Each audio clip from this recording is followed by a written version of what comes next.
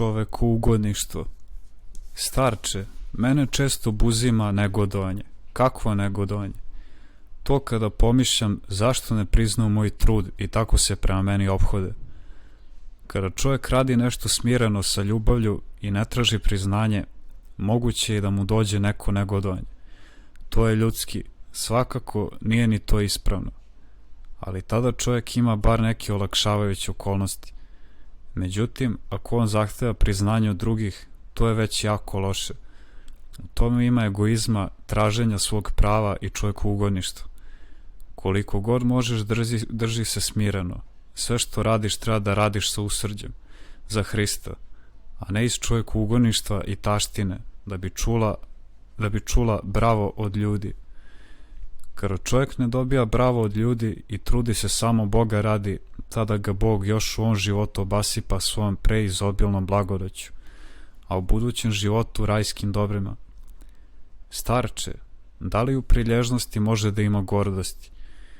Đavo koji sve želi da upravlja može uz pomoć čovjekuugodništva da ukrade čovjeku i ono malo prilježnosti što ima. Naime, čovjek ima po malo prilježnosti, ali ako ne pazi, u njega se uvlači čovjekuugodništvo. I posle sve što radi osuđeno je na neuspeh. To je kao da bušnom kofom vadi vodu.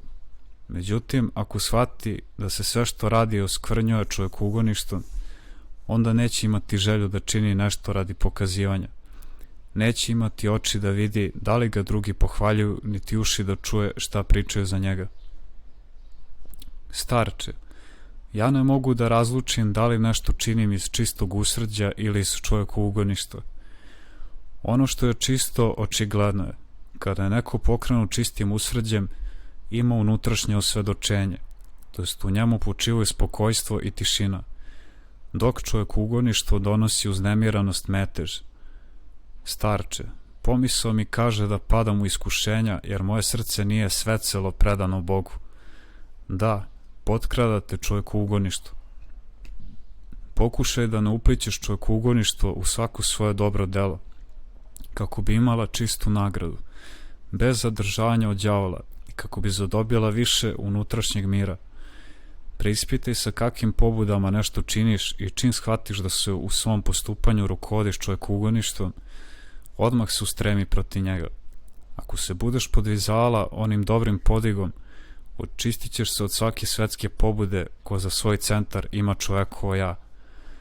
Tada će sve ići kako treba i nećeš imati iskušenja, niti onih spoljašnjih, niti unutrašnjih, već će te ispunjavati unutarnji mir. Starče, zabrinjava me zastoj koji se javlja kod mene, a ja bih voljela da svakoga dana duhovno napredujem. Znaš li šta se ponekada događa? Može biti da želimo da se oslobodimo strasti i postanemo bolji. Ne da bismo ugodili Bogu, već da bismo se dopali drugima. I ti, na primjer, želiš da postaneš bolja, da duhovno uznapreduješ. Ali preispitaj sebe zašto to želiš. Želiš li to da bi se više približila Bogu ili da bi se pokazala bolja od drugih sestara? Evo, recimo, ti žuriš da ideš u crkvu. Zašto to činiš? Da budeš od početka na službi, jer je to važno. Ili da dolaziš prva kako bi sestre lepo govorile o tebi. Duhovan čovjek brine se o tome da se dopadne Bogu, a ne ljudima. Kada bih hteo da ugađam ljudima, govori apostol Pale, ne bih bio sluga Hristu.